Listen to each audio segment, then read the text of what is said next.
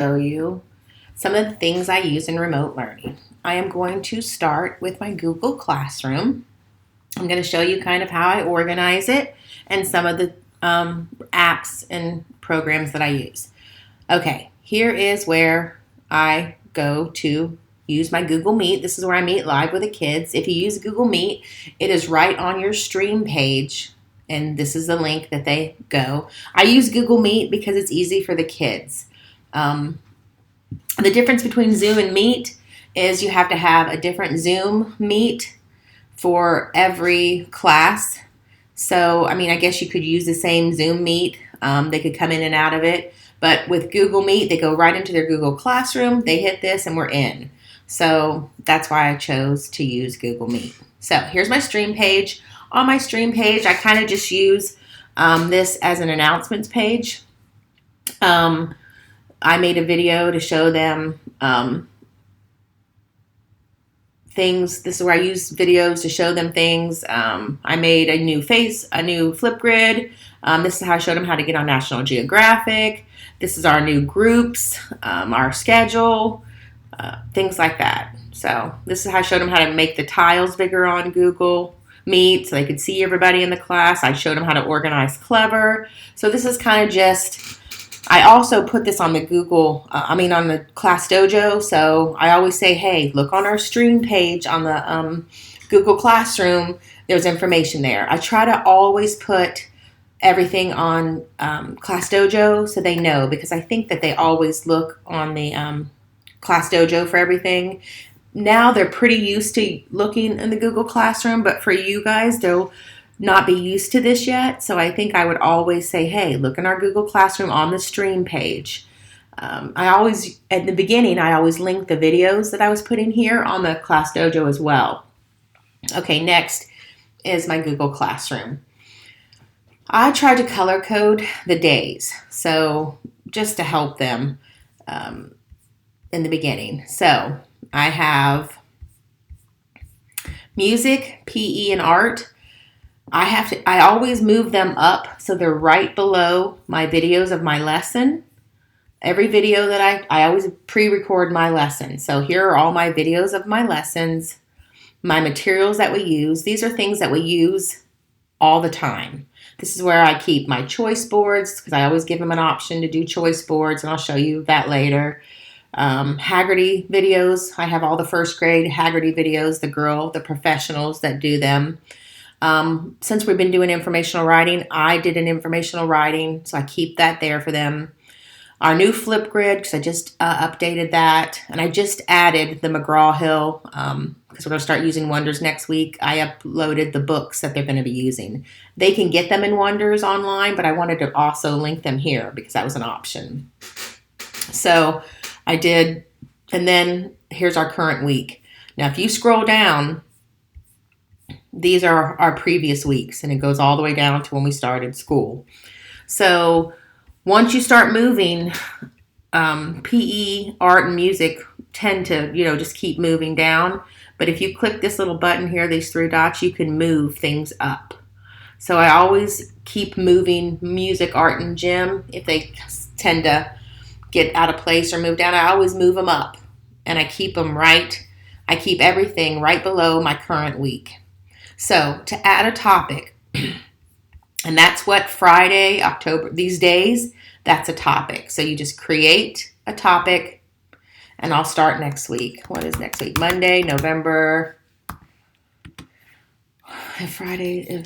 Saturday's the 31st, Sunday's the 1st. So November 2nd is Monday. So I'll add my little hearts in later. But that's how you make a topic, and it'll go right there. Now, if you can see, and then I do Tuesday, I always make them a topic. Then if you can see that these are gray and the others are orange, Tuesday, because I'm doing this tonight, Tuesday the 27th.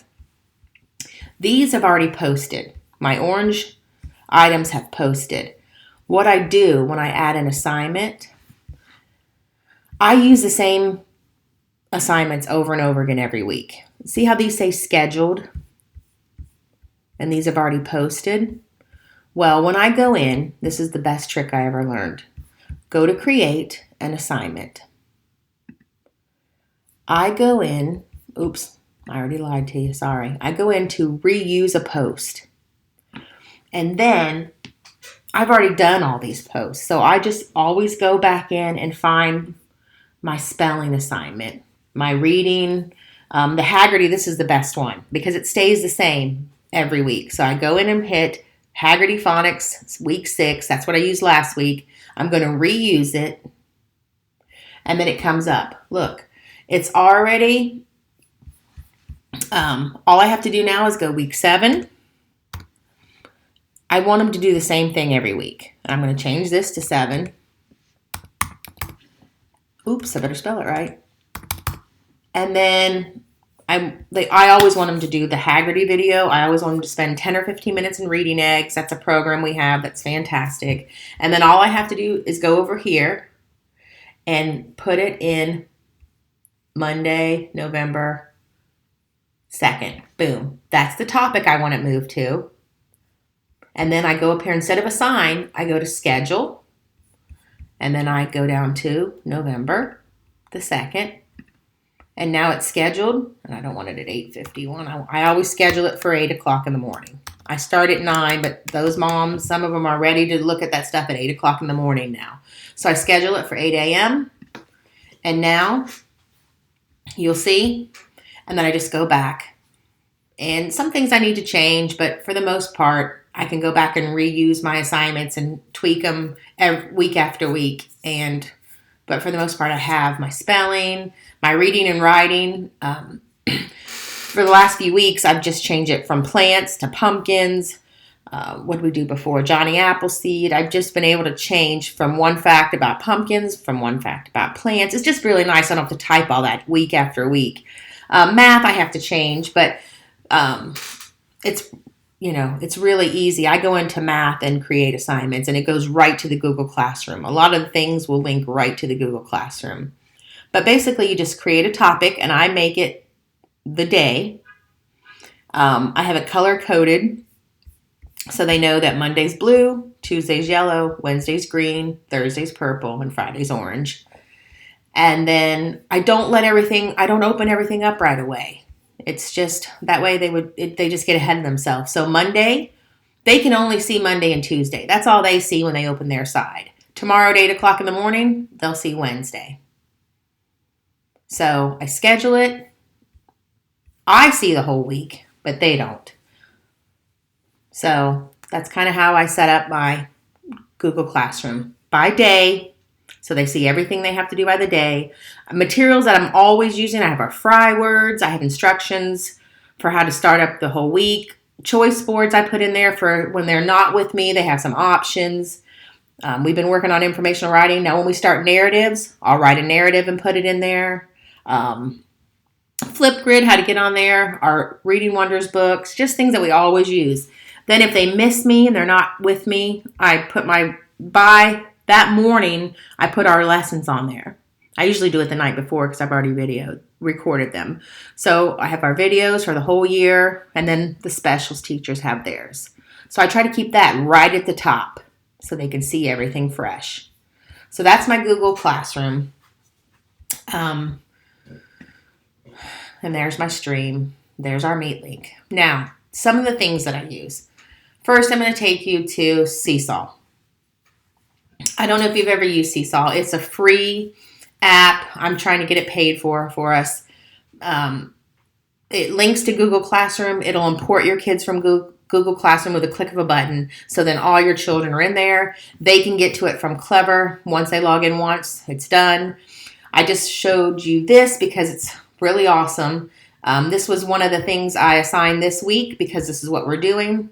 And look what I can see. I'm going to rewind it. Sorry, I already played it so I can show you. Let's see if it starts from the beginning. First comes the seeds. Then comes the sprout. Then comes the flower. Then comes the green pumpkin. Then comes the orange pumpkin. Now that is awesome for me as a teacher because I can't see them. I don't have papers that they do this. For me, I could have taken this as an assessment. I assign this to all the kids. Not only do I get to see that they know where it's in place, it has a recording built in. I didn't create this. This was in the community of Seesaw. All I did was go in and I went to their, let's go to activities. I went to browse the library, put in pumpkins, and I have my grades at first grade. I went into pumpkins. If I could spell, it would be nice. And all these things came in. And of course, I think I did pumpkin cycle. Parts, I don't even remember what I did now. Pumpkin life cycle. You hit that. I didn't even do that. Assign all your kids. Boom, it's done. And they all get it. I did a fun one too for them. It's because they, and this is on their choice board. And they have to do 2 things from each choice board. So that was that. All right, the next thing coming up is Flipgrid. This is also free. In the beginning of the year, I just had one Flipgrid. And to assign different topics, which are these, you have to get a code for every topic. And I was like, that's impossible. So, but if you create a group, then you can have as many topics as you want. So I went in, I created a group, and now, because they were saying hi to each other, they were doing all kinds of great things, but there was 183 posts under my one topic. So I went in and created a group, and now I have 4 topics. So now this one is just where they can talk to each other, because this is their social interaction page. They can do a math problem for me, because sometimes I assign for them to show me a math problem. And today we're doing, or not today, but this week we're doing turnaround facts, and you can add either way. Okay guys, today I'm going to be showing you how to do turnaround facts. So, 7 plus 2 equals 9. 2 plus 7 equals 9. That's how you do turnaround facts. So, I love Flipgrid. It's one of my favorites. They do some of the most awesome things, and I always go back in and leave them a comment. So, like she did a turnaround fact too. I'm going to be doing this video for math, and we are going to be doing 4 plus 2. And then I can go back in. Josie, that was amazing. That's what we learned today. We learned turnaround facts. It doesn't matter which order. Yeah, sometimes I'm in bed. Sorry, it's crazy, but when you're perfect, you put it in the right spot.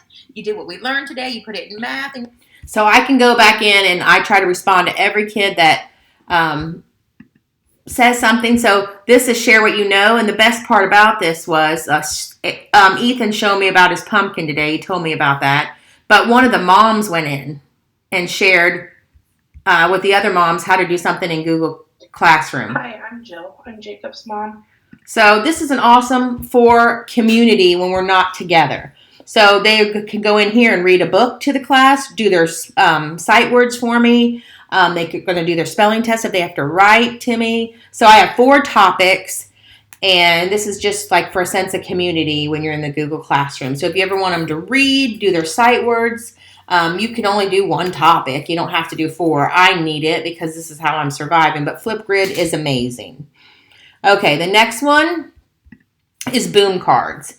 Boom Cards are awesome. You can get them on Teacher Pay Teacher. They're inexpensive, but you do have to pay $35 a year. Another thing I'm trying to get for us. But this is how I assessed Main Idea in detail. Bears have big heads. They have big feet. Bears are very strong. It can read the passage to them, and it can read the responses. They click the right, and it will tell them right away if they have the right answer. And then baseball every day. He plays at the park. The best part about this baseball with his friends. is I can go into my reports, and once I find out, we did this all about and I can see this is what we did on nouns and verbs. I can go in and see what they did. The best time they had, their best average. This is their scores when they did the nouns and verbs. So I could even get scores from their boom cards. Now, yes,